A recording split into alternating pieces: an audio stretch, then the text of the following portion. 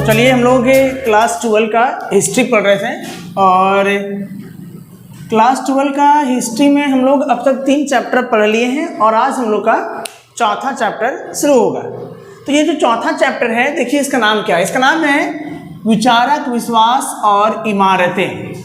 ये जो चैप्टर है इसमें हम लोग प्राचीन भारतीय धर्म के बारे में पढ़ेंगे, यानी प्राचीन भारत में कौन कौन से धर्म चलते थे और अभी कौन कौन सा धर्म चल रहा है। अभी तो हम लोग देखते हैं हिंदू है, मुस्लिम है, ईसाई धर्म है, सिख धर्म है, पारसी धर्म है, बहुत सारा धर्म है अभी। लेकिन अभी हम लोग बात जो करने वाले हैं वो प्राचीन भारतीय धर्म का बात करने वाले हैं, यानी प्राचीन भारत में कौन कौन सा धर्म चलता था। तो चलिए देखिए, पहले इसको हम लोग यहाँ पर कवर किए हैं कि प्राचीन भारत में 3 धर्म था। पहला था वैदिक धर्म, जो सबसे प्राचीन धर्म है भारत का, सबसे पुराना धर्म यही है। अभी आगे हम लोग इसके ऊपर डिस्कस करेंगे कि वैदिक धर्म है क्या।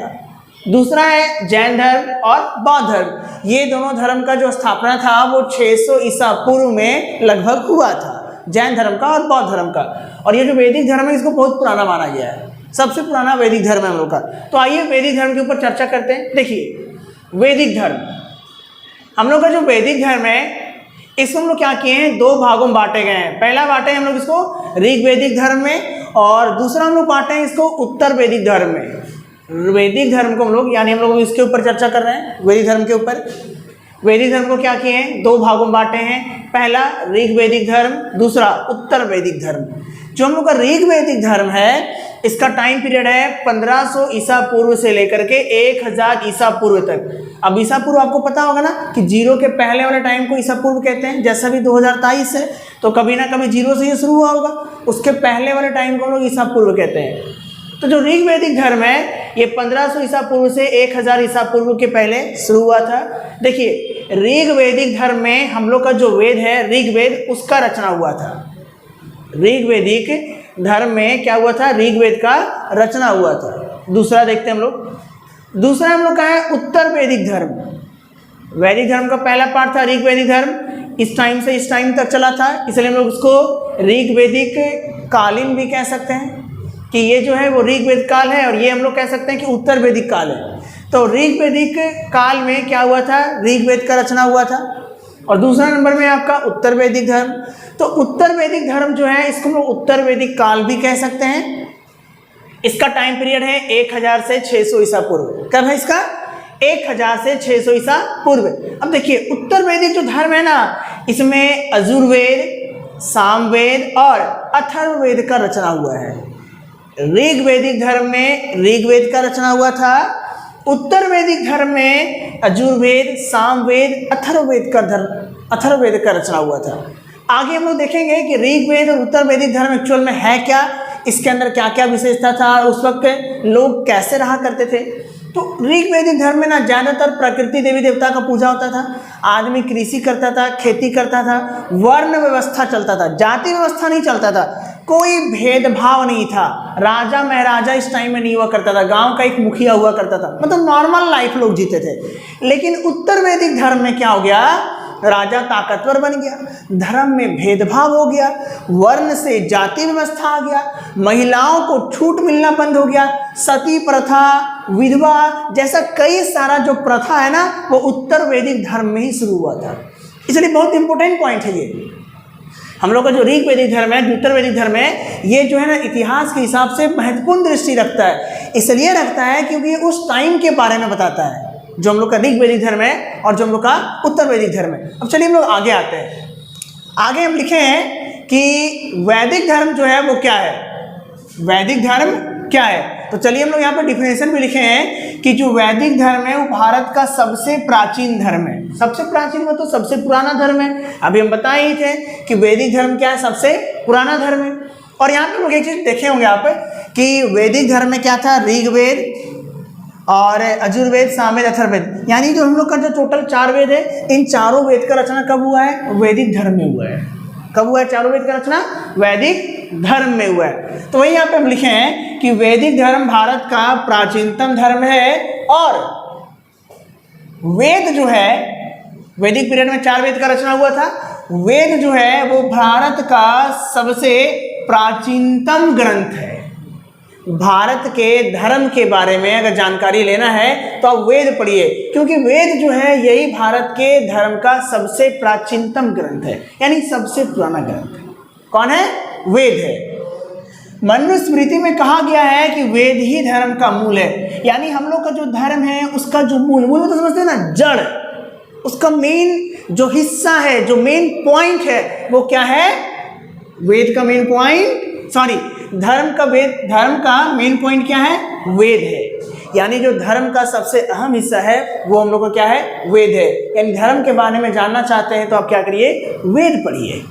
आगे हम लिखे हैं कि वैदिक काल में ही सभी वेदों की रचना हुई थी। अभी हम लोग देखे भी थे ना यहाँ पर कि वैदिक धर्म में क्या था? 2 पार्ट था, ऋग्वैदिक, उत्तरवैदिक। ऋग्वैदिक में ऋग्वेद का रचना, उत्तरवैदिक में तीनों वेद का रचना हुआ है। तो हम यहाँ पे लिखे भी हैं कि वैदिक काल में सभी वेदों की रचना हुई थी। अब यहाँ तक तो समझ में आ गया। अब यहाँ पे एक वर्ड था मनुस्मृति। ये मनुस्मृति क्या है? तो चलिए इसके ऊपर हम लोग चर्चा करते हैं। देखिए, हम लोग सब जानते हैं, अगर वैदिक धर्म की बात किया जाए तो भगवान ब्रह्मा को संसार का रचयिता माना गया है। यानी इस पूरा पृथ्वी को कौन क्रिएट किए? भगवान ब्रह्मा किए। बनाने वाले को ब्रह्मा कहते हैं, उनको क्रिएटर माना गया है। ठीक है। तो जब भगवान ब्रह्मा जो है वो क्या किए? पृथ्वी बनाए। ब्रह्मा क्या है? पृथ्वी के क्रिएटर है। तो पृथ्वी बनाने को उन्होंने क्या किया? मानव को उत्पन्न किया। तो मानव में उन्होंने जो सबसे पहला पुरुष का उत्पत्ति किया था, जो रचना किया था, उसका नाम था मन्नु। ब्रह्मा द्वारा उत्पन्न प्रथम पुरुष कौन है? मन्नु है। ये हम वैदिक धर्म के हिसाब से चल रहे हैं अभी। ठीक है, कि भगवान ब्रह्मा क्या है? संसार के रचयिता है, क्रिएटर है। संसार में उन्होंने सबसे पहले जो मनुष्य बनाया उसका नाम क्या था? मन्नु। अब पृथ्वी बनाएंगे तो उसमें ह्यूमन बींग तो रहेगा ही रहेगा। तो ह्यूमन बींग्स में यानी जो पुरुष है उसका सबसे पहले रचना कौन किया था? ब्रह्मा। और जो सबसे पहला पुरुष था उसका नाम क्या था? मन्नु नाम था उसका। इसी प्रकार से महिला है कि ब्रह्मा के द्वारा उत्पन्न प्रथम महिला का नाम था शतरूपा।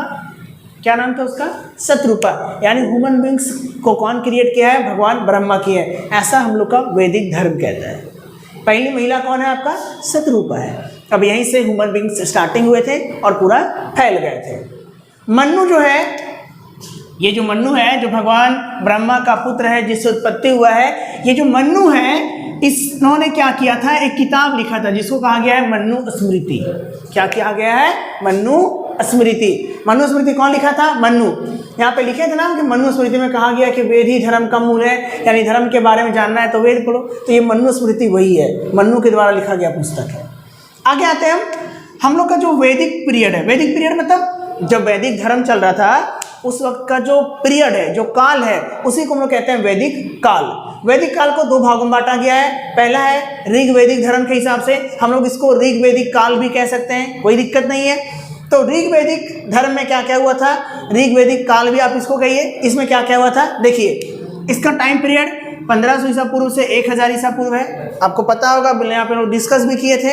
इसमें ऋग्वेद का रचना हुआ था, ये भी हम लोग डिस्कस किए थे। आगे है कि यही जो पीरियड है इसको हम लोग ऋग्वैदिक काल कहते हैं। हमने बताया था ना कि ऋग्वैदिक धर्म में जो टाइम पीरियड था उसी को हम लोग क्या कहते हैं? ऋग्वैदिक काल कहते हैं। आगे हम लिखे हैं कि इस काल में धर्म में देवताओं की प्रधानता थी। मतलब ऋग्वैदिक काल में देवी देवता हुआ करते थे। अब कौन देवता सबसे ज्यादा प्रचलित थे? तो देखिए हम यहाँ पे लिखे हैं कि अधिकांश देवता प्रकृति तत्वों के प्रतीक थे। यानी ज्यादातर जो भी भगवान होते थे, गॉड गॉडेस होते थे, वो नेचर से रिलेटेड होते थे। कब? ऋग्वैदिक काल में जितने भी देवी देवता होते थे वो क्या होते थे? प्रकृति से रिलेटेड होते थे। चलिए हम लोग आगे देखते हैं। अभी हम लोग ऋग्वैदिक कालीन के बारे में पढ़ रहे थे, ऋग्वेद का जो काल था उसके बारे में भी हम लोग पढ़ रहे थे। आगे देखते हम लोग कि ऋग्वेद काल में हम लोग ये देखे थे कि जो देवता थे वे प्राकृतिक के निर्धारक होते थे, यानी कि वो नेचर को शो करते थे। यानी जितने भी देवता होते थे वो प्रकृति से जुड़ा हुआ होते थे। तो जो देवता थे उनको 3 श्रेणियों में बांटा गया था। पहला, पृथ्वीवासी देवता। देवता क्या थे? प्रकृति से जुड़े हुए होते थे, प्रकृति प्रधान चला करता था उस वक्त। तो जो देवता थे उनको 3 श्रेणियों में बांटा गया था। पहला है पृथ्वीवासी देवता। इसमें कौन कौन देवता आता है? पृथ्वी, अग्नि, सोम, बृहस्पति। दूसरा है अंतरिक्षवासी देवता। पृथ्वीवासी यानी जो पृथ्वी पर है, अंतरिक्षवासी यानी जो आकाश में है। इंद्र, वायु, मरुत, रुद्र, कुशन, ये सब जो है वो अंतरिक्षवासी देवता है। अब अंतरिक्ष और पृथ्वी के बीच में क्या होता है? आकाश है, जो आपको दिखता होगा ऊपर में। कुछ देवता आकाशवासी भी थे, जैसे वरुण, मित्र, सूर्य, ये सब जो देवता है वो क्या है? आकाशवासी देवता है। आगे आप इसमें अगर डिटेल में जाएंगे ना तो आपको पता चलेगा कि इसमें देवता जो थे वो 33 कोटि के थे। हम लोग कहते हैं ना, कभी कभी आप सुने भी होंगे कि हिंदू में 33 करोड़ देवी देवता हैं। 33 करोड़ नहीं है, एक्चुअल में 33 कोटि है।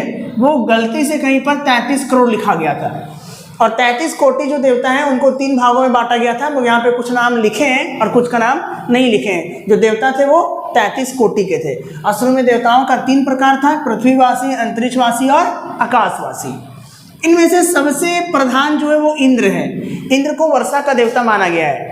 ऋग्वेद में 250 बार इंद्र का उपयोग किया गया है, 250 बार इंद्र का जिक्र किया गया है। इसलिए इंद्र को सर्वप्रमुख देवता माना जाता था ऋग्वेद काल में। आगे ऋग्वेद कालीन में जो लोग रहते थे उनको आर्य कहा जाता था। ये ना एक इम्पोर्टेंट क्वेश्चन है कि ऋग्वेदीन कालीन लोगों को क्या कहा जाता था? आर्य कहा जाता था। इनका जो जीवन होता था ना वो उच्च कोटि का होता था, मतलब हाई स्टैंडर्ड का होता था। हाई स्टैंडर्ड का लाइफ जीते थे ये लोग। आगे है कि ऋग्वेद काल में यज्ञ और पशु बलि की प्रथा थी। आज भी देखते होंगे ना, पशु बलि दिया जाता है, यज्ञ वगैरह किया जाता है। तो ये यज्ञ और पशु बलि का जो प्रथा है ये आपका ऋग्वेद काल से ही चला आ रहा है। यानी जब सबसे पहली बार जो हम लोग को प्राचीन धर्म था, जो सबसे पहला जो पीरियड था ऋग्वेद कालीन काल जो था, उसी में यज्ञ और पशु बलि हुआ करता था।